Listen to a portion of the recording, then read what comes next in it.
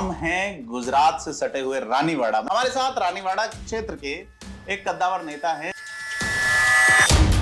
ढाका साहब, बहुत बहुत स्वागत आपका हमारे चैनल थिंक 360 में। अब जो 2023 का मिजाज है वो बिल्कुल नया कैंडिडेट चाहते हैं। हमने तो निस्वार्थ भाव से, मैं तो 98 से रत्नाराम जी के साथ हूँ। वहाँ उन्होंने अर्जी ने छेद मारी, इसलिए थोड़ा सा मामला बिगड़ गया और मैं हार गया। हमें तो ये बताया गया कि रघु भाई एक ही बोलेंगे, बाकी सारे एक जैसे, लेकिन वहाँ जाने के बाद नज़ारा दूसरा था। राजस्थान चुनावों के मूड में हैं और फिलहाल हम हैं गुजरात से सटे हुए रानीवाड़ा में। रानीवाड़ा इन दिनों बड़ी चर्चा का विषय बना हुआ है। लक्ष्मण देवासी हत्याकांड और उसके बाद में रानीवाड़ा में कई तरह की राजनीतिक उठापटक हो रही हैं। हमारे साथ रानीवाड़ा क्षेत्र के एक कद्दावर नेता है जो कभी जालोर यूथ कांग्रेस का पर्याय हुआ करते थे, परसराम जी ढाका, और बाद में ब्लॉक अध्यक्ष रहे हैं लंबे समय तक। ढाका साहब, बहुत बहुत स्वागत आपका हमारे चैनल थिंक 360 में। तो आप यूथ राजनीति से सक्रिय हैं कांग्रेस में लगातार, और अब रानीवाड़ा से आप चुनाव की तैयारी कर रहे हैं। क्या लगता है मौजूदा हालात, बदले हुए हालातों में आपको, या पार्टी रिपीट करने को लेके हम आपके विचार जानना चाहेंगे। सर, इसमें रानीवाड़ा की बात करूँ मैं सिर्फ, वैसे मैं पूरे जालोर से वाकिफ हूँ जी क्योंकि 2 बार मैं यूथ कांग्रेस के अध्यक्ष रहा 6 साल तक, जी और 2 बार मैं रानीवाड़ा का ब्लॉक अध्यक्ष रहा। तो अब जो 2023 का मिजाज है वो बिल्कुल नया कैंडिडेट चाहते हैं रानीवाड़ा। जी पुराना कैंडिडेट है, बिल्कुल चलने जैसी स्थिति में 2 बार आपके कैंडिडेट रतन देवासी जो आपके नहीं सर, पुराने रतन मित्र देवासी हैं। को टोटल 4 बार यहाँ से टिकट मिला है और 1 बार लोकसभा का मिला है, जी, तो 5 बार हो गए टोटल। तो वो कद्दावर होंगे तभी मिला होगा, या कोई? सर, ये 98 के बाद जब 2003 में चुनाव आए जी, तो रत्नाराम जी पर भ्रष्टाचार के तरह तरह के आरोप लगने लगे। विधायक थे रत्नाराम जी, 4 बार एमएलए रहे रानीवाड़ा। जी, तो उस समय गहलोत साहब की गवर्नमेंट थी। तो हमारे यहाँ पर मैं मतलब शुरू से ये कहूँ कि गोदाराम जी ने मेहनत करी थी। गोदाराम जी के भी बूटा सिंह जी खास हुआ करते थे, तो उन्होंने मेहनत करी और देवासी समाज को आगे लाया। तो इसका लाभ रतन देवासी ने ऐसे उठाया कि उस समय सागर भाई हमारे संभाग के प्रमुख प्रभारी थे जी, तो सागर भाई ने, और रतन जी का ससुराल अहमदाबाद में था, जी, तो कहीं ना कहीं ये कनेक्टेड थे, उससे रिश्तेदारी भी है। तो इन्होंने वो करके सेटिंग किया। रबारियों का वैसे भी टिकट चेंज करना था, कास्ट चेंज करनी थी, और पूरे राजस्थान में रबारियों को भी टिकट देना था। तो इन्होंने ऐसा सेटलमेंट जमाया कि रतन देवासी 2003 में टिकट लेके आ गए जी, और टिकट लेके आए। जी, उसके बाद 2003 में रत्नाराम जी निर्दलीय खड़े हो गए, तो ये जीत नहीं पाया। जी, फिर 2008 की बारी आई, जी, तो बड़ी मुश्किल से टिकट कटते कटते बचा। जी। उस समय सचिन पायलट जी ने भी इनके लिए थोड़ी मेहनत करी। 2008 में सचिन पायलट राजस्थान में नहीं जी थे राजस्थान में, तो 8 में इतने सक्रिय नहीं थे, फिर सीपी जोशी प्रदेश अध्यक्ष हुआ थे, करते थे, मुझे याद पर है। एक वोट इनको से क्या हार गए हुआ कि वो गुजर राई का ये जी, जी। बंजारे, ये सारे उस समय से लामबंद होने शुरू हो गए। थे। हाँ जी, वो एसबीसी रिजर्वेशन वाला जो हाँ, इशू तो था। उधर सामने किरोड़ी सिंह जी मैं व्यवस्था थे। ये जानना चाह रहा हूँ कि आप डिमांड कर रहे हैं, मेरे को जहां तक याद है कि आप रतन देवासी के खासम खास नेताओं में से थे, और आज आप खुद इंडिविजुअल टिकट मांग रहे हैं। तो सर, अब इसमें ऐसा है कि हमने तो निस्वार्थ भाव से, मैं तो 98 से रत्नाराम जी के साथ में था। जी। मैं जब 28 साल का था, कड़बी समाज के बड़े नेता थे रत्नाराम जी। तो 5 साल थे, तो मुझे 2000 में पहला टिकट दिया रत्नाराम जी ने जी, पंचायत समिति का, उसमें मैं हार गया था। जी, फिर 2003 में रतन जी आ गए, जब हम यूथ कांग्रेस में थे, मैं खुद वहाँ महामंत्री था उस समय, जी, जी, और ये हमारे प्रभारी हुआ करते थे। जय किशन जी हमारे अध्यक्ष थे सांचौर वाले। जी, तो तब से हम इनके टच में आए। तो 2001 से और 2 से और 3 तक हमने लगातार इनके लिए रत्नाराम जी से विमुख होकर इनके लिए काम किया। जी, और इनको जो भी टिकट वगैरह जहाँ मिलती थी, जहाँ खड़े होने थे, हम वहाँ एज ए यूथ कांग्रेस के कैंडिडेट वहाँ खड़े रहते थे। जी, तो टिकट भी लाए। तो ये 10 एक साल तक तो मामला ठीक चला। जी, उसके बाद में मैं तो पंचायत समिति का चुनाव हारता गया और मेरे जरूरत पड़ी नहीं।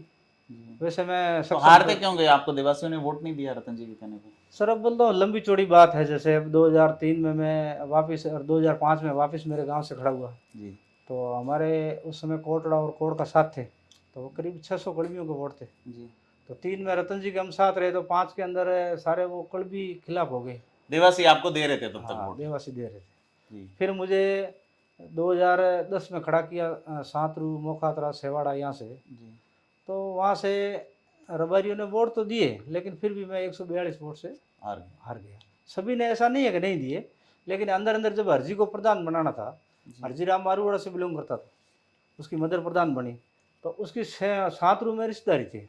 सातरू एक है रबरी बहुली क्षेत्र है, और वहाँ हमेशा रतन जी के आने के बाद 95-90% वोट रतन जी को ही मिलते हैं उस बूथ पे। जी तो वहाँ उन्होंने हरजी ने सेंध मारी, इसलिए थोड़ा सा मामला बिगड़ गया और मैं हार गया। तो मेरा तो जरूरत ही नहीं पड़ी करना, मतलब अब 2020 में सरनऊ बनी अलग, तो हमको डेलीगेट दे के इन्होंने कुमुलगढ़ भेज दिया।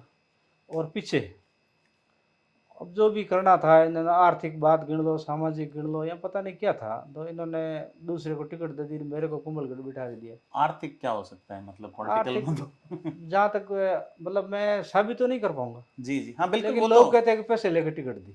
अब हर चीज की, जैसे इसमें आजकल के साबित करो, हाँ हर वो चीज तो तो साबित नहीं कर पाऊंगा। नहीं, वो कफ केसेस वगैरह चल रहे हैं, आप लगातार रतन देवासी और उनको लेके बोल रहे हैं, तो ऐसा बता रहे हैं आप तो कुछ केसेस वगैरह कर रहे हैं। जी तो सर, ये क्या है, समय समय पर अपने आप को क्लियर कहते हैं, वो कहते हैं, मेरे पर एलिगेशन लगाते हैं, बोलते हैं ये असामाजिक है, ये बेशर्म है, तो ये मतलब इस तरह का एलिगेशन लगा। तो हमने भी ये कहा कि भाई माउंट आबू में तुम्हारे पर बलात्कार के केस है, संपत्ति हड़पने के केस है, जी और बाकी इस तरह के कई मुकदमे मेरे पे तो नहीं आज दिन तक, जी हमारे पे जरूर मुकदमे 2000 से पहले के मुकदमे हैं छोटे जी। मोटे, तो उसके बाद तो हमने हमारी लाइफ क्लियर कर लिया 20 साल से।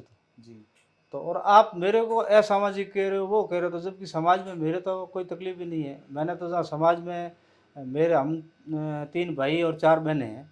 जी समाज किसे कहते हैं? हाँ जैसे परिवार। जैसे अब मैं मेरी बात करूं, तो मैं एक पोस्ट ग्रेजुएट आदमी था, जी और मेरी मिसेज एकदम बिल्कुल निरक्षर है। जी जी तो जो समाज ने जो व्यवस्था करी उसको हमने निभाया।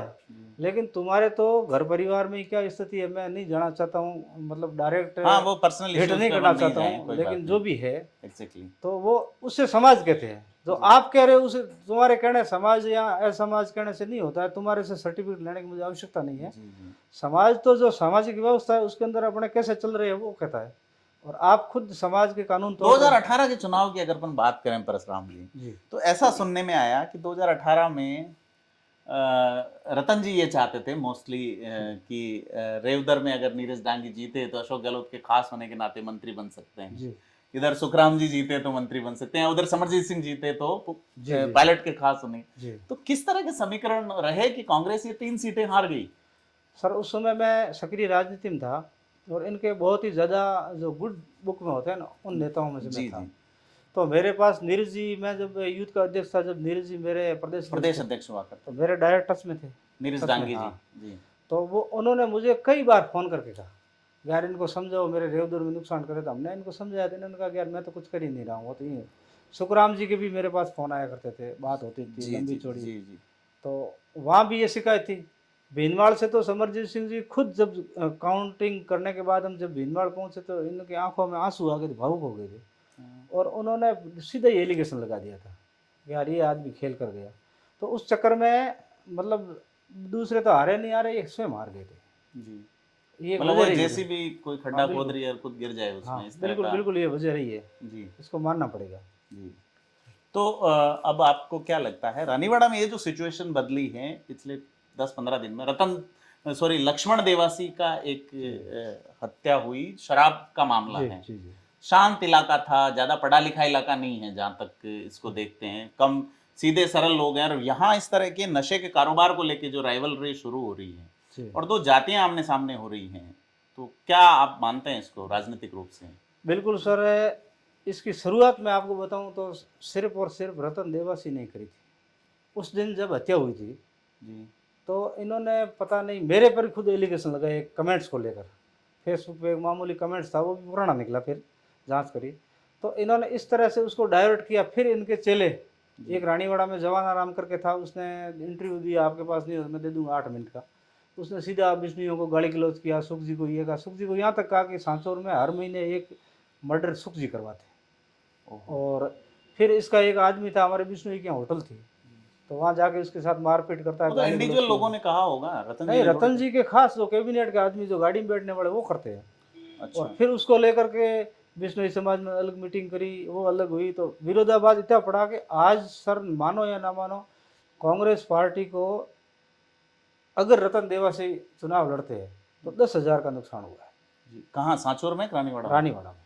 सांचौर में देवासी कह रहे अब हैं हम सांचौर कांग्रेस में भी नुकसान हुआ है। जब सांचौर में सेंट्रलाइजेशन हुआ जी जी तो वहाँ जाहिर है कैंडिडेट विष्णु ही है, और यहाँ आप मान के फिलहाल ये मान के चलो कि देवासी है। जी बिल्कुल 2018 के 21 में देखा तो वहाँ सुखराम जी को भी नुकसान होगा, जी।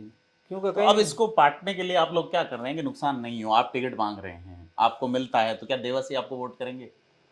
सर हम तो ये कोशिश तो करेंगे कि देवासी करे वोट, मतलब उनके तो बाद आपको ये परिस्थिति। विश्वास है कि रतन जी आपकी हेल्प करेंगे क्योंकि आपने उनकी की? भाई आज जहाँ तक हमने टिकट भी मांगी, सारे इकट्ठे हुए, रघु भाई हमारे वहाँ प्रेक्षक आए थे संभा के, सॉरी लोकसभा के, हाँ, तो सबको मंच पे चढ़ाया और सबके हाथ खड़े करवाए, एक दूसरे के हाथ पकड़वाए, कसम दिलाई है। हाँ। अगर उस कसम को मानेगा और मेरे को टिकट मिला तो ये मेरी मदद करना चाहिए, नहीं कर रहा है तो फिर उसकी मर्जी। तो मान लो आपको नहीं मिला तो? मेरे को नहीं मिला तो मैं तो हमेशा पार्टी के साथ ही रहा हूँ। जी जी मैं तो हमेशा ही पार्टी के साथ रहा हूँ। 5 बार तुमने इसको वोट किए, जी एक बार मेरी समझ में आने के बाद रत्नाराम जी को किए, फिर बूटा सिंह जी को किए, लोकसभा में हमेशा चले हैं। जी। तो हम तो करेंगे, हम तो पार्टी के सिपाही है, हम तो कहाँ जाएंगे। लक्ष्मण देवासी जो है उसका बेसिक, आप यहाँ के रहने वाले हैं, तो क्या आपको लगता है कि इतनी रार क्यों बढ़ गई कि एक व्यक्ति की हत्या कर दी जानी पड़ी? मतलब इनके तो आपसी था, वो जो दोनों थे वो दोस्त थे, एक दूसरे के घर पे खाना खाते थे, सगे भाई की तरह थे। ओहो। और फिर बिजनेस को लेकर इनके जो 2 नंबर का काला कारनामा था, उसको लेकर इनके आपस में अब ये बता रहे हैं सुख जी के बेटे को भी धमकी दी है कोई लॉरेंस गैंग का सर नाम। वो सुना है अब सोशल मीडिया पे। जी। तो लॉरेंस तो नहीं पड़ा, एक विष्णु खुंडाला करके जो इस मर्डर में उसका नाम है, हाँ हाँ उसका नाम आ रहा है, बाकी तो हमने तो ये सोशल मीडिया पे देखा है। जी। मतलब तो क्या लगता है वाकई दी होगी या कुछ? सर अब हो सकता है अगर उन्होंने एलिगेशन लगाया इतने बड़े आदमी ने तो जी। कुछ तो हो गई, पुलिस भी जांच कर रही है तो होगा, तभी तो कुछ यहाँ आग लगी। कांग्रेस में क्या जिक्र है? आपके जिलाध्यक्ष भंवरलाल मेघवाल क्या कहते हैं इन हालातों को लेकर? क्योंकि ये बड़ी चिंता का विषय है। जालोर जैसा शांत जिला, जालोर सांचौर, वो अब ऐसे ऑर्गेनाइज्ड क्राइम का गढ़ बन रहा है। भंवरलाल जी सर अभी नए नए बने हैं, जी अभी तक तो वो संभले ही नहीं है। हाँ हाँ। और यहाँ शायद एक दिन जिले स्थापना दिवस में आए थे, बाकी तो इन्होंने अब जो कार्यकारिणी बनाई है जिले की, जी। तो उसमें जसवंतपुरा तक को लिया है। अच्छा, नया जिला ये बनेगा आपका? तो रानीवाड़ा, बागोड़ा, सांचौर और चितलवाड़ा से एक भी उसमें पदाधिकारी पदाधिकारी नहीं। नहीं लिया। तो इसका मतलब ये लग रहा है कि सांचौर में कोई नया जिलाध्यक्ष बनेगा। तो भंवरलाल जी तो अब जालोर तक तो आप दौड़ में हैं जिलाध्यक्ष की, क्योंकि बहुधा आपका कास्ट का वोट है यहाँ पे। सांचौर सांचौर जिला अगर बनेगा तो विश्नोई समाज की बहुलता है, तो आप क्या जिलाध्यक्ष के लिए सर ट्राई? हम ये चाहते हैं कि आज की इस परिस्थिति में विष्णु जिलाध्यक्ष नहीं बने, क्योंकि अगर सुखराम जी वहाँ जिले के सबसे बड़े नेता है, मंत्री भी है, और अगर आज इस चुनाव में विष्णु बन जाता है तो फिर दूसरी जो कौम होगी वो ये मोबिलाइज हो जाएगी। हाँ कि भाई देखो सारे विष्णु बन रहे, तो मेरे हिसाब से विष्णु, हालांकि मैं दौड़ में हूँ, पूरा पूरे हिंट्स भी है कि भाई जिलाध्यक्ष, पर मैंने सामने से मना किया।